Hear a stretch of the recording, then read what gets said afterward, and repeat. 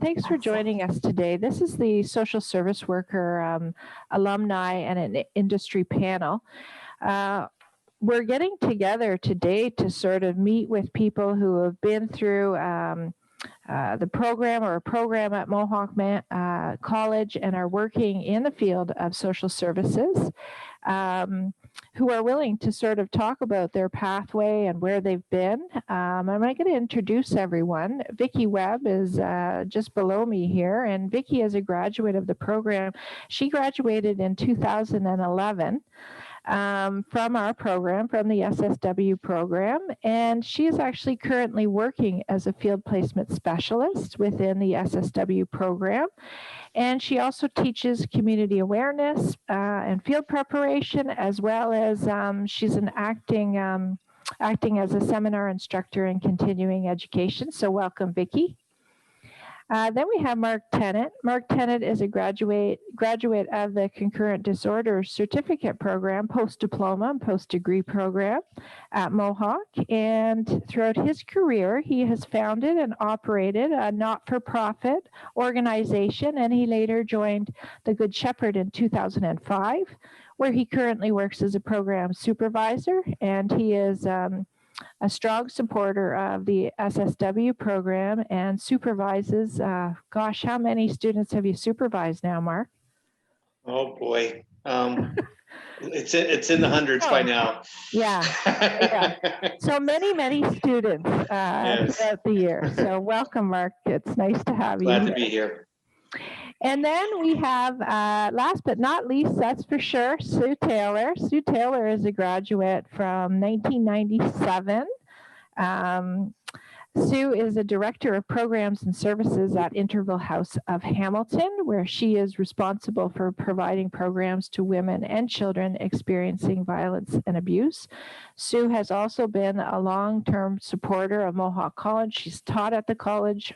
She's supervised seminars at the college, and she's supervised many of our students as well at the college. So welcome to all three of you. Let's start with your career path. Does anyone want to start to sort of introduce how they came into the program or a program at Mohawk College and then ventured out into the field of social service work after graduating? Anyone want to take that question on? I can start. I was kind of in a dead-end job. I enjoyed the team that I was working for, but I realized that there would be no advancement, no possibility of advancement, and so I had a career assessment, and they spoke about having strong direction towards social work and working with people. So I did take the social service worker program, and after that, I was hired by Head Injury Rehabilitation Ontario and BISH at the time, Brain Injury Services, and I worked for them for a couple of years part-time. Loved the team, loved the client group, and shortly after that, this position with Mohawk College came up, and I applied and was delighted to get the job, and I haven't looked back since. Haven't left since, hey, Vicki? Yeah, that's great. Thank you. Mark, how about you? Do you want to speak a bit as to how you went into concurrent disorders and certainly have stuck to this field of social service work? Well, my journey has been somewhat unorthodox. I started my career in business. I was in the newspaper business and management for up to 13 years. And I started to volunteer and became attracted to helping people who were in need, helping the vulnerable. So I initially went to school for theology, graduated with a degree in theology, started working in the shelters, still working full-time in business. And I wanted to have a better understanding of mental health and addiction. So I took the first course offered at Mohawk in concurrent disorders, which was being, I guess it was being taught by CAMH at the time. Yeah. So I was one of the first students and it was at that time being offered at night school, which was perfect for me, working steady days. So Yeah. then I was a graduate of that program. But I was hopeful that with all my years in management, that an opportunity would come up where I could actually manage a social service program and put my business career behind me. And that brings me to where I am today. That's a really interesting combination, isn't it, Mark, where you have the business combined. Do you find that you're using both of them throughout your career? I've learned so much in my business career about the right way right way of operations, and also I've learned from the worst. And so, but yeah, when it comes down to the right way of operating a business or an organization, and those skills that come with that, and having those consistent skills, yeah, it molded me to who I am today. And then you apply social work theory to what you do when you're dealing with the clients, and you put it all together, and you're able to run a very tight ship. Yeah, I could see it being a fairly good combination. You don't see it a lot, though, do you, in our field?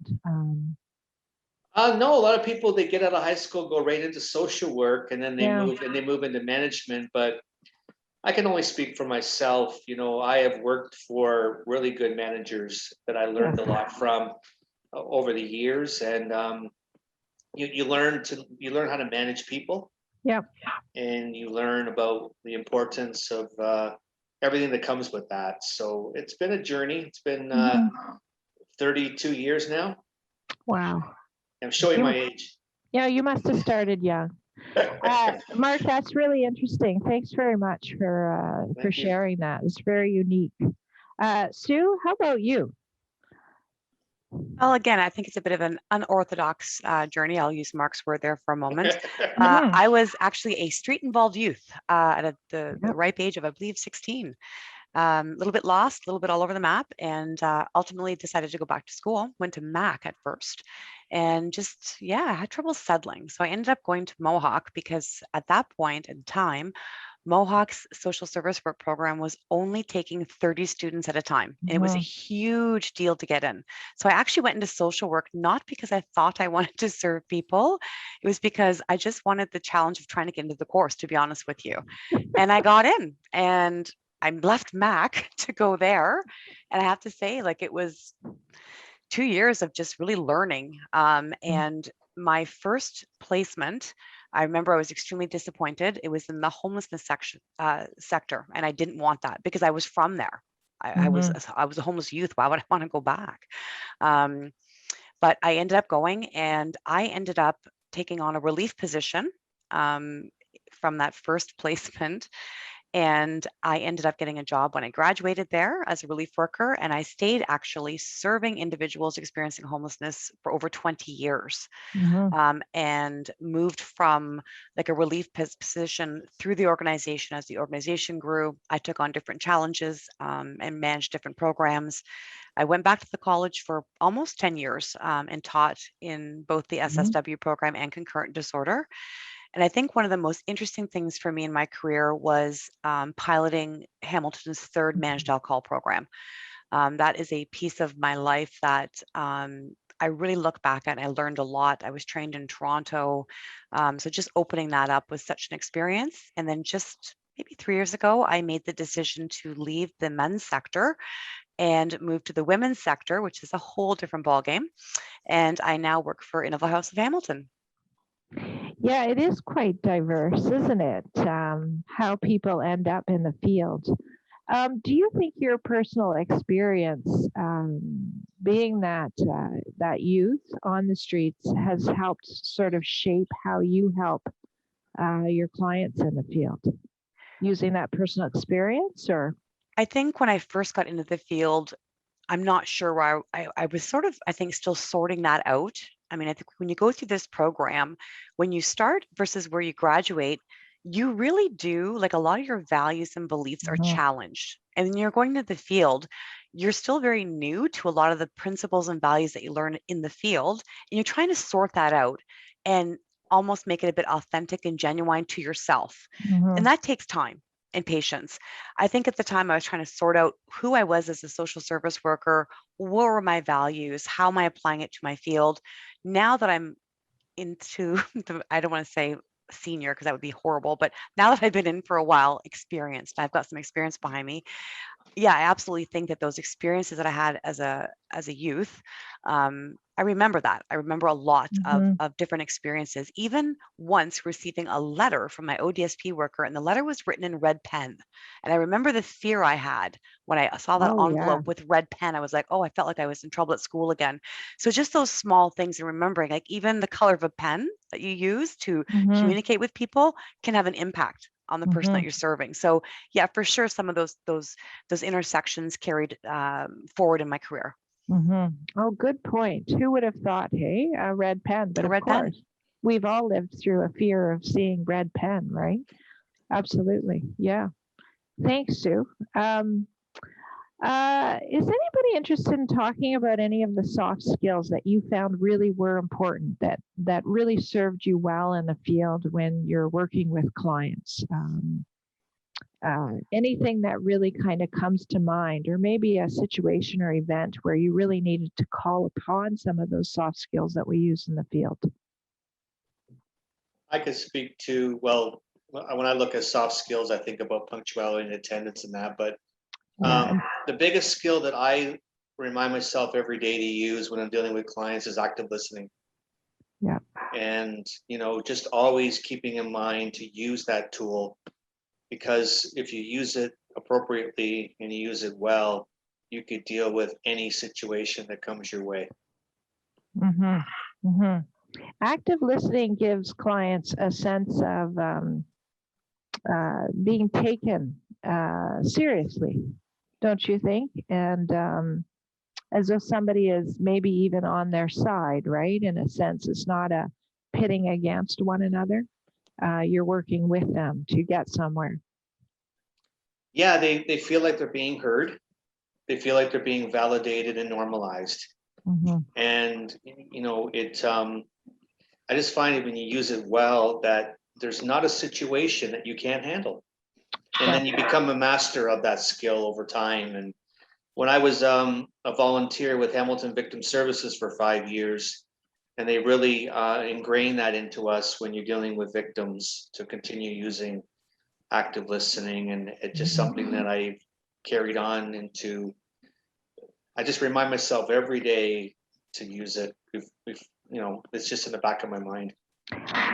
Mark, are you worried about solving problems, or do you think that the active listening sometimes is more important than, giving the advice or solving the problem? Like, is the active listening, because you're saying it's very powerful, right? Well, if you understand, there's a saying that I heard a long time ago, and I like it: power over and power with. Power over is rules and regulations, policies and procedures. They're important, and you need to have them to run a consistent program. But there's also power with, and that's living in the gray. And if you live in the gray in a very nonpartisan way, that's equality to everybody, but you have the language or the messaging from active listening that you can say to anybody that, look, this is our policy, and I hear what you're saying, that you're asking us to not follow through, but we need to, and this is a reason why. And you can have a conversation where even when you need to tell them the answer is no, you've validated and normalized that you've listened to what their concern was or what their argument was. So you kind of put it all together, and it works really well. How do you message a rule or a policy or a procedure in a way that's empowering? Well, that's where active listening comes in. So the listening and validating allows you to work with clients to do some pretty sometimes difficult things, some challenging things for them, right? If they want something or they need something, but for whatever reason they can't access that. Yeah. I find one of the biggest challenges in the many years I've been doing this, especially when you work as a very intricate member of a team, is when some of your colleagues become inconsistent.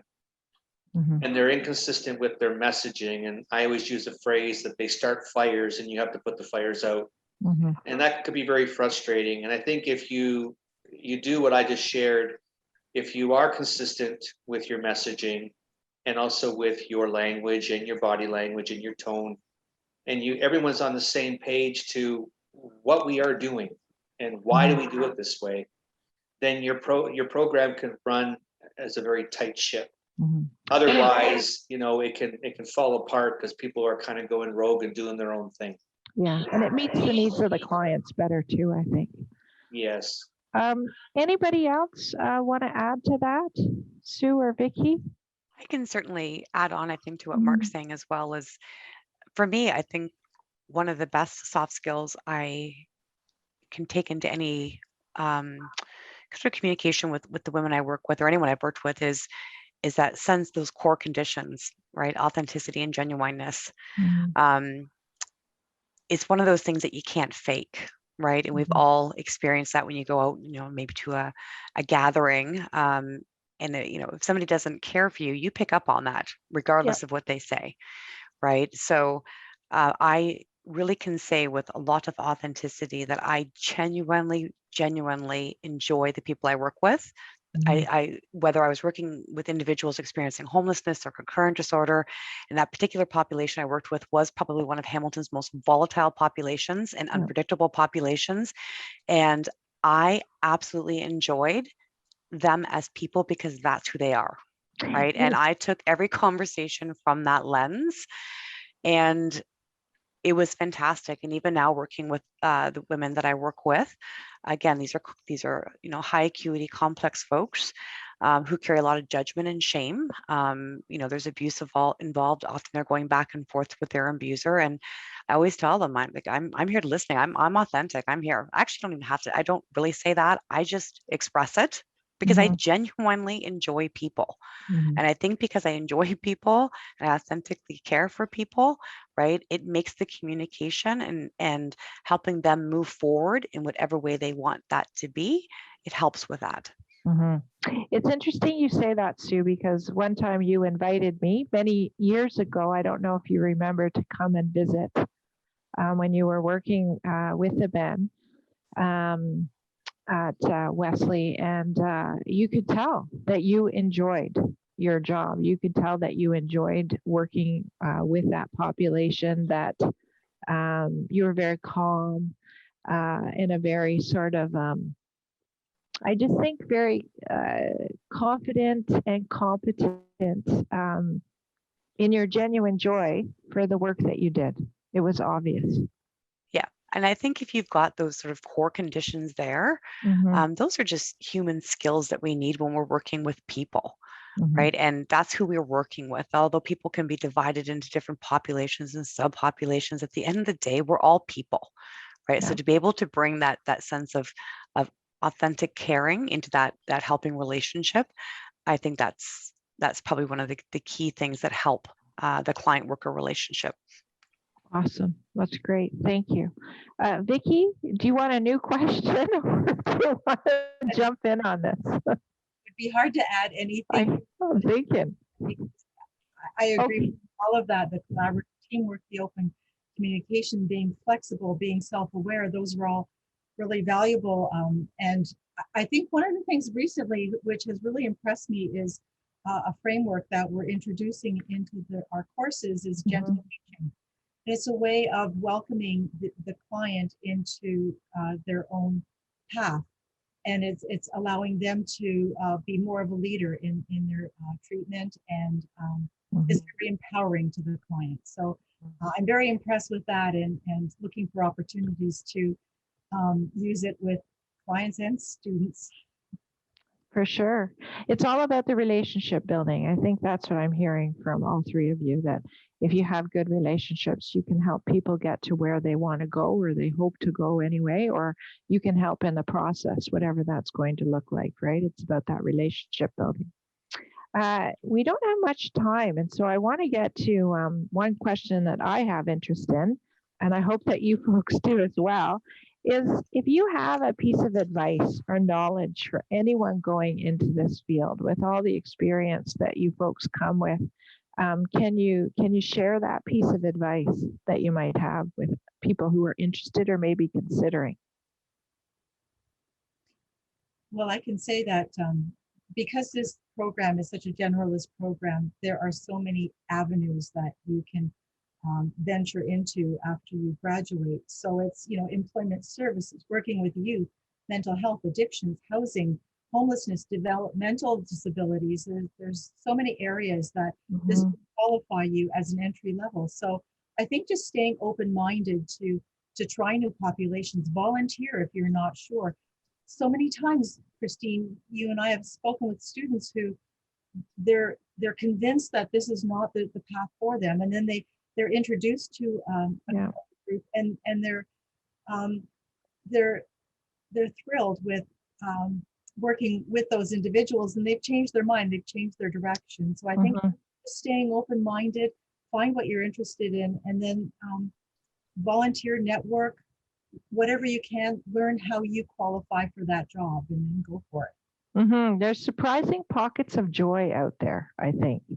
And I say surprising because sometimes we didn't realize that we would be where we were. To find a passion in the field, it really can take you off your feet, and it can really surprise you a great deal. Anyone else want to offer a piece of advice or any piece of knowledge that you've sort of picked up through the years? Well, there's two rules that I again remind myself about every day, especially when I get the radio call that someone is escalating at the front door in the program. And those two rules are remember my training and do not let my emotions get the best of me. I think that we need to be reminded that when someone's upset with us, it's not about us. They're hurting more than we are. And again, remember our training to how we communicate. We're not going to be changing the world. We're going to be making changes moments at a time. And we may make a difference in a person's life at that moment that they may never forget, and they may want to continue to talk to you later on. No matter who you are, you can bring your skill sets to the table. You don't need to be a certain extrovert, introvert, or anything. I had a student watch me for a period of time and then said, I wish I could be more like you. I said, well, you don't need to be like me. You can find it within yourself to do a good job with who you are. And you'll be able to find your journey and find the way that people can relate to you.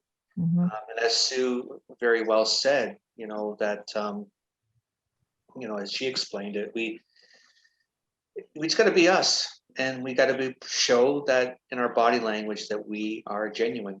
And everybody can do that, no matter what background they have.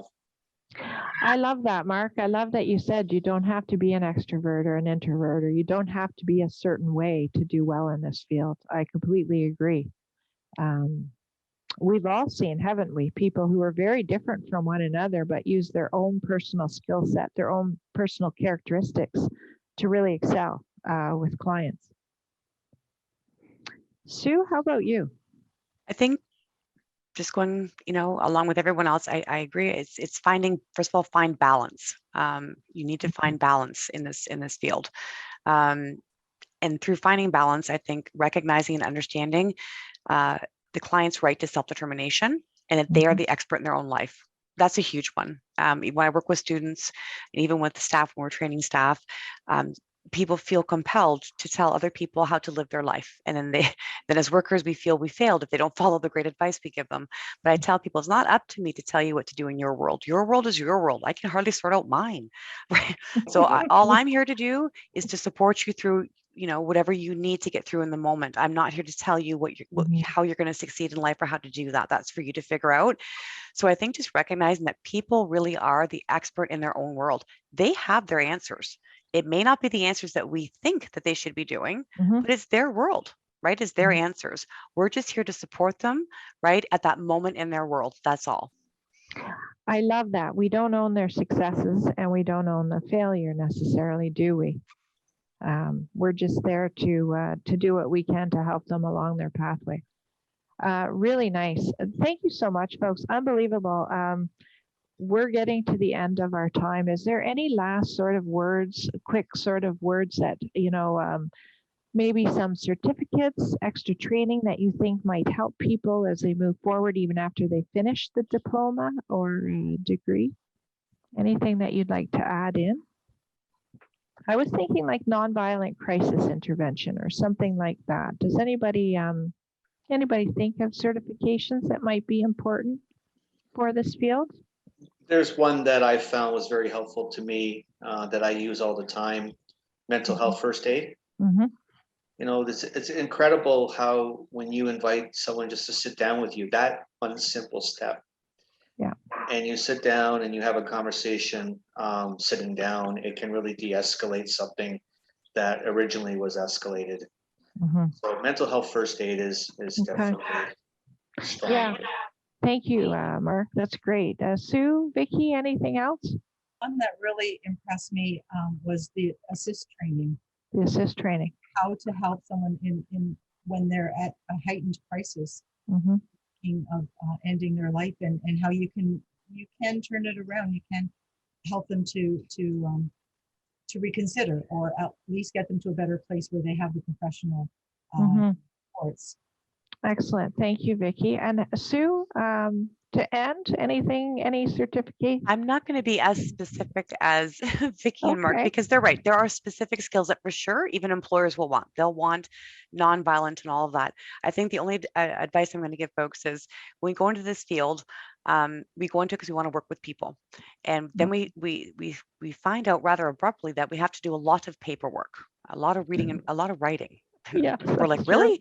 And I'm going to say that I'm going to balance that bad news with, you got to do a lot of ongoing learning, because best practice changes so much, right? Certainly I'm does. always finding myself attending a course, doing something online, reading different articles. So I think if you're going down this field path, it's recognizing that it is really a lifelong learning that goes with it. Awesome. Thank you. We do have a chat question. Irina, do we have a 1 moment to answer that chat about books?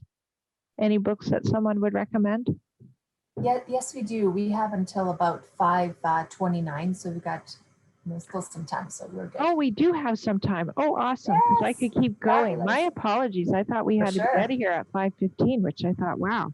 Does anybody have any books? One of our participants is asking about recommended texts. Let me tell you, Christine. I'm listening, Sue. There's a textbook that we use to teach from. I think it's The Helping Relationship, or The Phases of the Helping Relationship. Do you remember that textbook? I don't know if you still use it or not, but if any students have it, don't get rid of it, because I literally still purchase this book and give it to staff. Really? Yes, because it goes through like the different phases of the helping relationship. It just covers so much.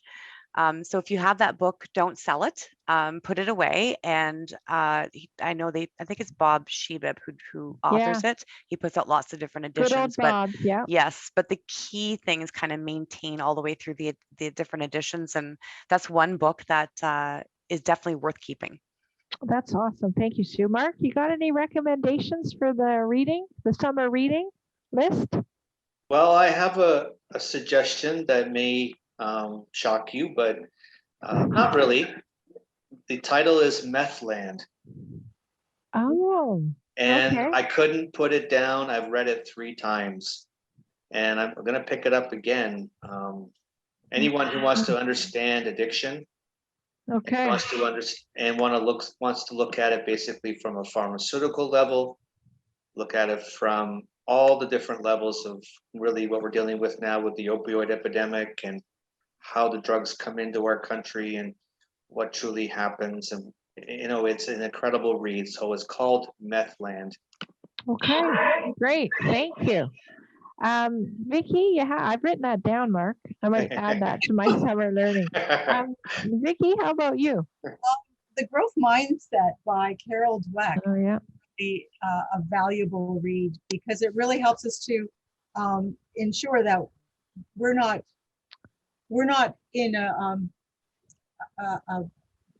groove. We're not burying ourselves in a same old way of thinking, but we're keeping fresh. And as Sue mentioned about lifelong learning, this opens the door to a way of thinking to ensure that you're reflecting on what you're doing and that you're growing in your ability to support people.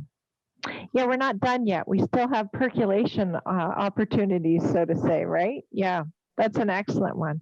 I don't have a book to recommend, but Yale University, I think it's Yale or Oxford. I'm pretty sure it's Yale. Has a course, The Science of Happiness, that I believe is free. And I'm really interested in the research around happiness, because I think in our society in general, we're causing ourselves to be very unhappy, very centered on self and material things. And I think it really speaks to those people who work in the field about finding meaning in your life and being more outwardly centered. And Mark, you sort of spoke to that, right? Is the need not to focus on us, but the needs of our clients. And well, pretty much everybody did, really. And I think it really connects well to this field and where we should be, not just for our clients, but for ourselves as well, right? And if we're happy, then I think we pass that. We have the opportunity to pass that along, that sense of hope, right? And well-being. Okay, well, what about common trends? Let's move on to trends. Is anybody seeing some trends out there in the field as you're working that students should know about or might be helpful for them? Well, being frontline and seeing hundreds of people walk in our building every day, and being in the industry for so long, I can say that one of the trends is a lot of it is our addiction issues are worse. Yeah. There's more drugs in our city right now, and there's harsher drugs.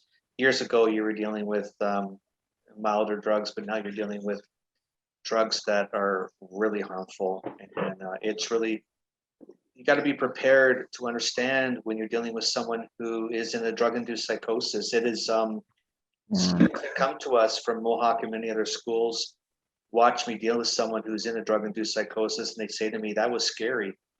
That was confusing." It's real, and it's a real problem right now out in our streets. Mm-hmm. So you're seeing it as a very active issue. Yeah, it's more often than it was before the pandemic. And but you have more opioids on the street now than ever, and you also have fentanyl out there, and you have a lot of prescription drugs that are being mixed with these other drugs, and the side effects from that is devastating. And when students see a person in a drug-induced psychosis, or even when they're off their medication and they're in a psychosis, I've seen students stand there and just be in a moment of awe, not knowing what to do, or they debrief with me about it, and they ask me questions about it and ask, "What is that?" And it was some of them say, "I found it scary." Maybe do their homework when it comes to understanding. And again, it comes down to knowing your training and remembering that it's not about you. This person's unwell. This person is sick. And do everything we can to let them know that it is a safe space, but sometimes they can get violent. Yeah, it must be very overwhelming to see that for the first time. Yes, I've seen the looks on their faces of many of them, and it's good that they can debrief and kind of talk about it and let them know that there is training available to how to. And you're never alone. You always have your team with you. And one of the things we've noticed when people are in that situation is I say to them that don't cause a crowd, don't give them an audience. Have basically a maximum of 2 people dealing with this person, unless you really have to put yourself into a situation of emergency preparedness. But there's a lot of I could go on and on about this, because sometimes we see at least 3 to 4 times a week. Wow. Okay.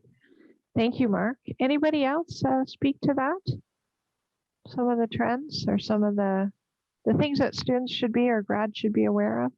think that anxiety and mental health issues are growing, especially with the pandemic years. The other night, there was an event that one of our agencies held to thank our students, and with a lot of developmental disabilities and that client group, and the gratitude that was expressed for our students connecting with individuals to break their isolation was so touching. And so it really, for me, impressed how there are a lot of people who are trying to stay safe. They're trying to do what they should be and isolate, but they're still lonely, and so they're that need to be aware of reaching out and being aware of what's happening in their life. Okay. Yeah, great. Thank you, Vicki. Thank you. Sue, do you have anything to add to that? I think the only thing that I would add on to it is just, I mean, recognizing or at least honoring that each of us, and no matter who we're serving, we're all complex folks.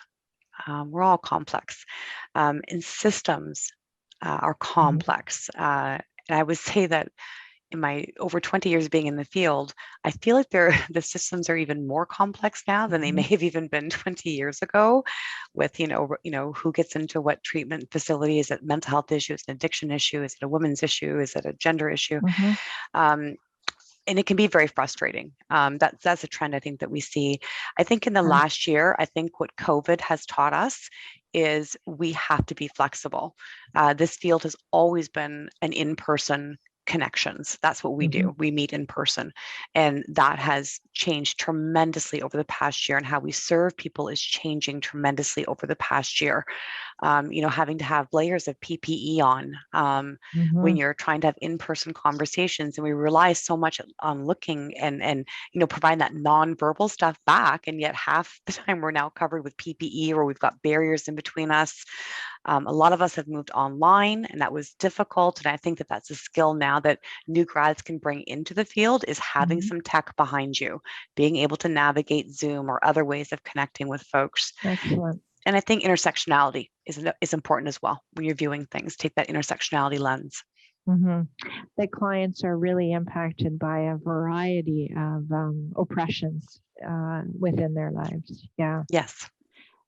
Talking about COVID and the impact of COVID, if a new graduate is moving into the field right now, what can they expect with regards to working in the field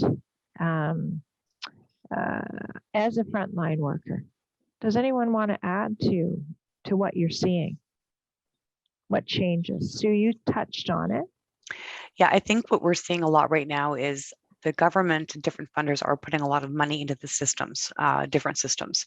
So we are seeing a lot of new kind of temporary positions becoming available to try to address the specific needs and gaps that COVID has created, right? So different positions, interesting positions are kind of coming out of this. I think also going into the field, just recognizing that it's different now with COVID, and we can't view COVID anymore as I once mistakenly thought it would be over in a month. About a year ago when they kind of announced it, I'm like, oh, a month then we'll be good. We're in this for a year at this point, and we're having conversations now as a system, identifying that how does this look for us now a year and 2 years from now? Do we ever think we're going to be in a position where we're not going to be wearing PPE? Right? Do we ever think we're going to be in a position where shelter numbers will go back up for beds? Like right now, the shelter system doesn't have enough beds, right? What does that look like 2 years from now? So COVID definitely has challenged us. It's challenged us to think about technology differently. How do we connect with people differently? So yeah, different things have definitely emerged as a result of COVID. What's the PPE looking like at your place of work, Sue, when you first come in? What kind of PPE are people expected to wear, to don? So in the shelter, because we do provide safe shelter to women, we also have programs in the community, but in the shelter right now, we are ministry funded. We go under ministry direction. So for us, we fully gown.